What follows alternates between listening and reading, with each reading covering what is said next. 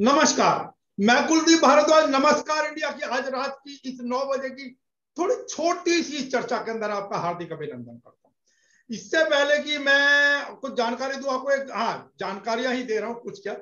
इस जानकारी के लिए आपको बता दूं कि लगभग 17 महीनों के बाद आज दिल्ली में स्कूल खुले, और लेकिन वहां के शिक्षकों ने या शिक्षिकाओं ने कुछ खास अंदाज में इन बच्चों का, आज जो बच्चे स्कूल पहुंचे उनका अभिनंदन किया। देखिए जरा इसको।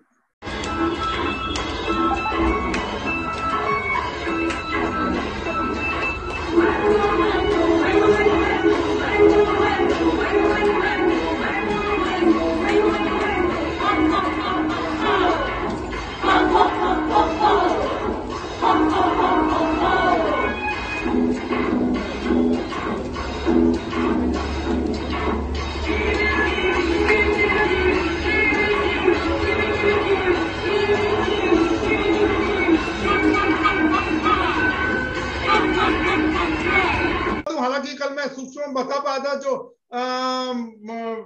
अपना जो पिंकी चौधरी थे, भूपेंद्र तोमर और पिंकी चौधरी, जिन्होंने 8 अगस्त को जंतर मंतर पर भड़काऊ भाषण के जो मुख्य आरोपी थे, वो मुख्य आरोपी कल बड़े शाही अंदाज में थाना मंदिर मार्ग पर सरेंडर करने के लिए पहुंचे।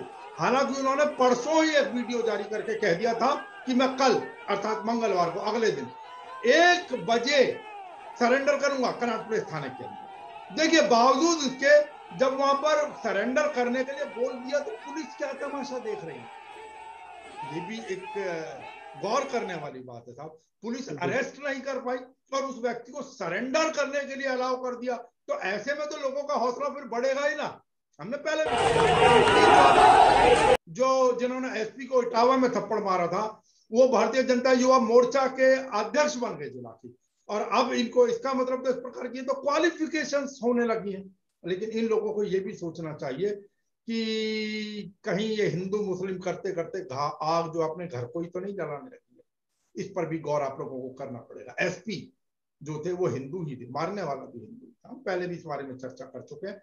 और एक जानकारी और छोटी सी आपको दे दूं, राकेश टिकैत ने एक चुनावी भाषण में एक इल्जाम लगाया, कहा कि भारतीय जनता पार्टी किसी भी बड़े नेता की हत्या करा सकती है चुनावों से पहले। और उन्होंने ये भी कहा कि इस समय कहां है मुरली मनोहर जोशी, कहां है लाल कृष्ण आडवाणी, उन सबको घर के अंदर बंद कर दिया। देखिए, ये मारे जाएंगे, ये फीडबैक सरकारों के थे। सरकार ये चाहती थी कि इस आंदोलन में कत्लेआम हो, इस आंदोलन में हिंदू सिख हो, इस आंदोलन में मुस्लिम और हिंदू की लड़ाई हो। और आज भी जब भी उत्तर प्रदेश में अब चुनाव होंगे, किसी बड़े हिंदू लीडर की हत्या होगी, बचकर रहना। जो हिंदू की बात करते हैं, ये आरएसएस के लोग आपकी हत्या करवाने का काम करेंगे। ये चुनाव को फिर हिंदू मुस्लिम उत्तर प्रदेश और उत्तराखंड में करवाएंगे। किसी बड़े हिंदू लीडर की हत्या करवा के ये चुनाव जीतना चाहते हैं। जो भी इनकी बात करेगा, आप बचकर रहना। इससे खतरनाक पार्टियां नहीं हो सकती। जिसने अपने लीडरों को अंदर बंद कर रखा है, कहां है लाल कृष्ण आडवाणी, कहां है मुरली मनोहर जोशी, जो स्टेज पर आकर कहते थे कि सूर्योदय से जागरण के मंचों पर बात करते थे, ऑर्गेनिक फार्मिंग की बात करते थे, पेस्टिसाइड आउटडोर इंडिया की बात करते थे। कहां गए? आज उनके घरों पे पुलिस लगा रखी है। उनके घर के अंदर कोई प्रेस के लोग नहीं जा सकते। एक बयान देने की हैसियत उनके बुजुर्गों की नहीं है। उन्हें घर में कैद कर रखे हैं। अंदर जिन्होंने पार्टी बनाई थी, वे घरों के अंदर कैद हैं। ये बीजेपी के लोग ये कह रहे जी आप हमारी पार्टी, भाई तुम्हारी पार्टी का अपने नेताओं को छुटवाओ, पहले उनसे बयान दिलवाओ। इस किसान मोर्चे के संबंध में उनसे बयान दिलवाओ। आपके तो नेता कैद में है, तो ये हमको या किसी को छोड़ देंगे? तो ये आपको ये आंदोलन। चलिए, अब मैं एक जानकारी आपको दे दूं। अभी जो खबर दे रहा हूं वो आपको अखबार अमर उजाला के हवाले से मैं खबर दे रहा हूं। और उस खबर के अनुसार इलाहाबाद जो उच्च न्यायालय है, उसने टिप्पणी की। उसने कहा केंद्र गाय को घोषित करे राष्ट्रीय पशु, गौ रक्षा हो हिंदुओं का मौलिक अधिकार।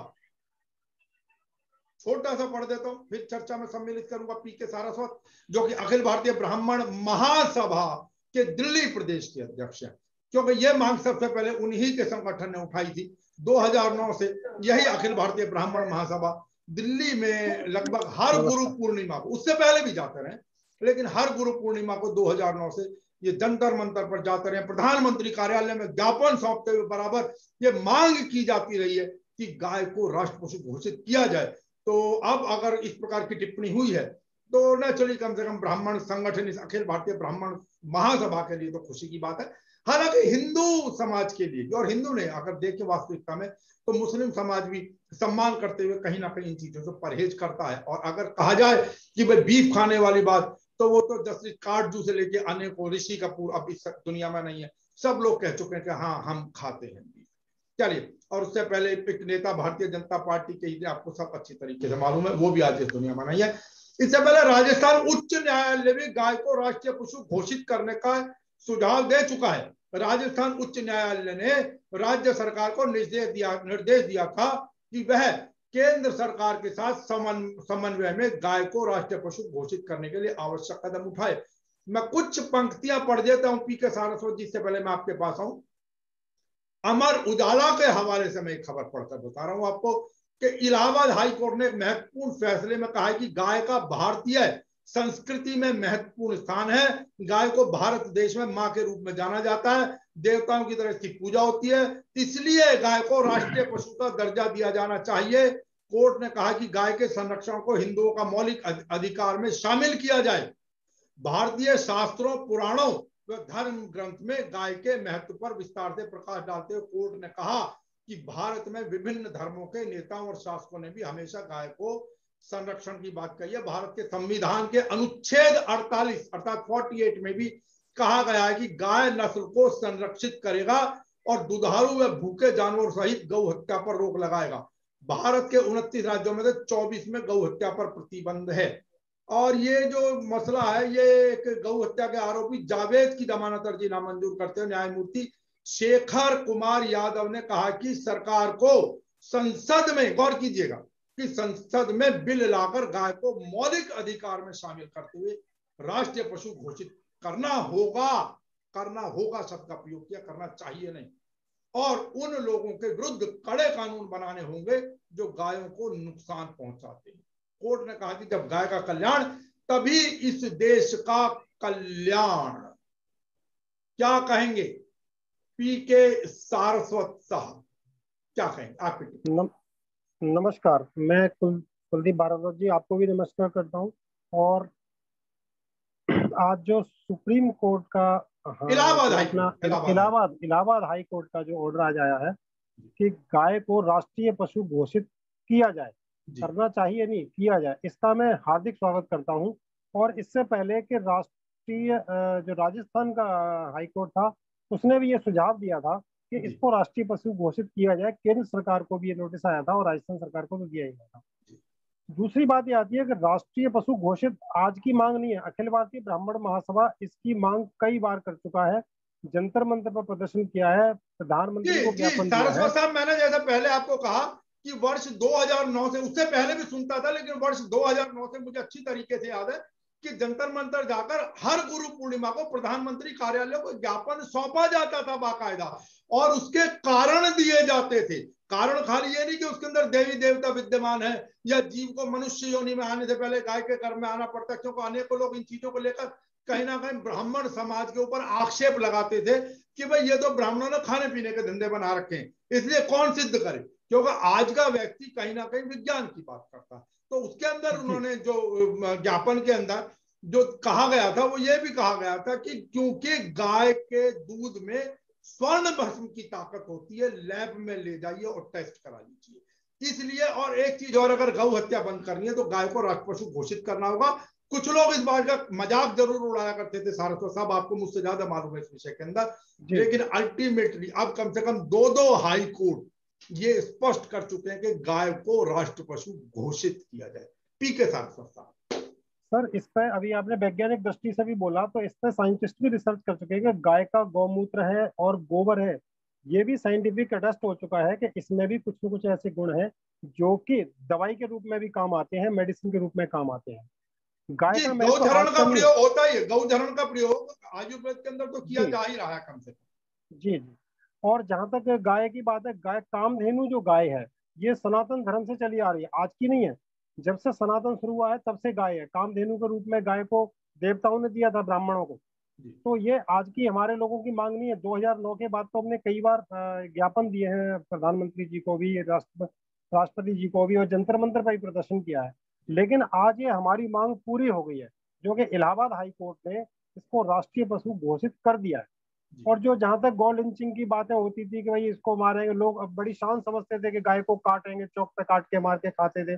तो ये इस तरह की धार्मिक चीजों के हिसाब से भी ये जो इस तरह की भड़काऊ बातें होती थी उन पर भी विराम लगेगा, रोक लगेगी, ऐसा मेरा मानना है।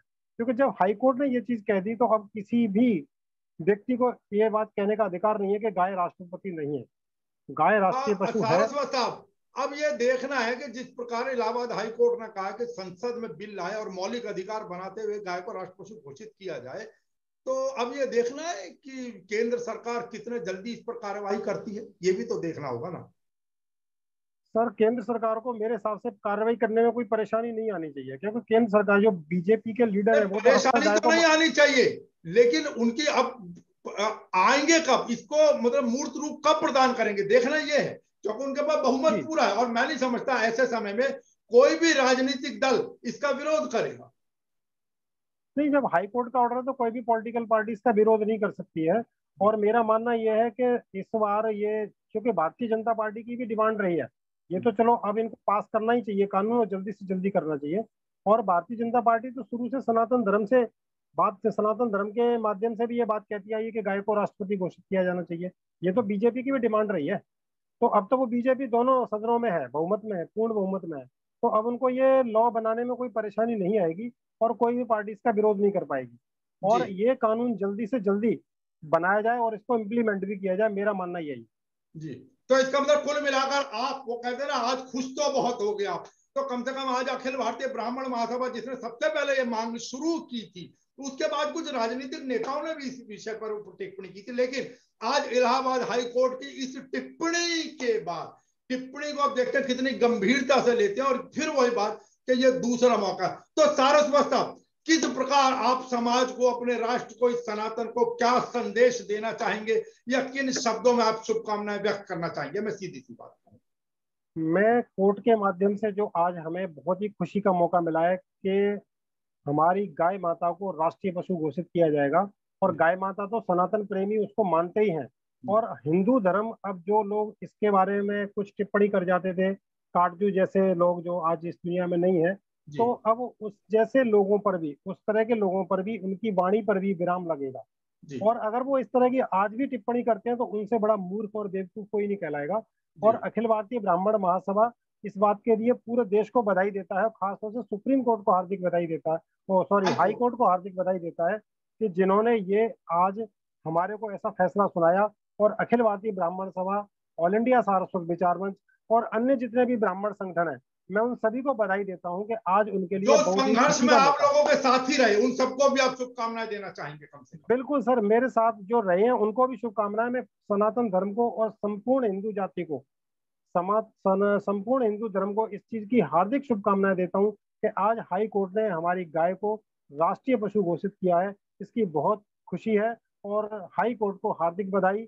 और मेरी सरकार से ये गुजारिश है कि जल्दी से जल्दी इस लॉ को इम्प्लीमेंट बना के, इस लॉ को संसद में बना के, दोनों सदनों में पास करके, और जल्दी से जल्दी इसको इम्प्लीमेंट किया जाए। ठीक मेरा है सारस्वत साहब। सरकार से भी ये गुजारिश है और हाई कोर्ट को बहुत बहुत शुभकामनाएं, बहुत बहुत बधाई। ठीक है सारस्वत साहब, बहुत बहुत धन्यवाद नमस्कार इंडिया से जुड़ने के लिए इस विशेष टिप्पणी के ऊपर। तो ये थे पी के सारस्वत, अखिल भारतीय ब्राह्मण महासभा और उसके दिल्ली प्रदेश के अध्यक्ष, जो संगठन एक लंबे अरसे से मांग करता आ रहा था, संघर्ष करता आ रहा था गौ को राष्ट्र पशु घोषित करने के लिए। क्योंकि उस समय अनेकों लोग टिप्पणियां किया करते थे कि भाई शेर कहां जाएगा, हालांकि शेर को संरक्षित प्राणी घोषित किया जा सकता, लेकिन सर, अब मुझे लग अगर, रहा है कि जी बोलिए मुझे बोलिए ऐसा सारस्वत लग रहा साहब। है जी, मुझे अब ऐसा लग रहा है कि आज यूपी में मैंने एक स्पीच किसी की देखी थी कि अब तो ब्राह्मणों को भी लगता है राष्ट्रीय इंसान घोषित करना पड़ेगा। जिस तरह से लोग पीछे धकेलते जा रहे हैं सरकारी दल भी, और सरकारें भी, पॉलिटिकल पार्टियां भी, सामाजिक संगठन भी जिस तरह से ब्राह्मणों को पीछे धक्का देते जा रहे हैं, मुझे लग रहा है कि आने वाले टाइम में इस तरह के हाई कोर्ट को बयान देने पड़ेंगे कि ब्राह्मणों को राष्ट्रीय इंसान घोषित किया जाए, क्योंकि इस तरह का माहौल बनता जा रहा है, इसमें कोई शक नहीं है। ठीक है, टिप्पणी के लिए बहुत बहुत धन्यवाद। एक बार फिर से बहुत बहुत शुभकामना। मैं तो कहूँ संपूर्ण राष्ट्र को, संपूर्ण इन धारावासियों को। पीके सारस्वत साहब का नमस्कार इंडिया से जुड़ने के लिए एक बार फिर से बहुत बहुत धन्यवाद। बाहर निकले तो मास्क लगा कर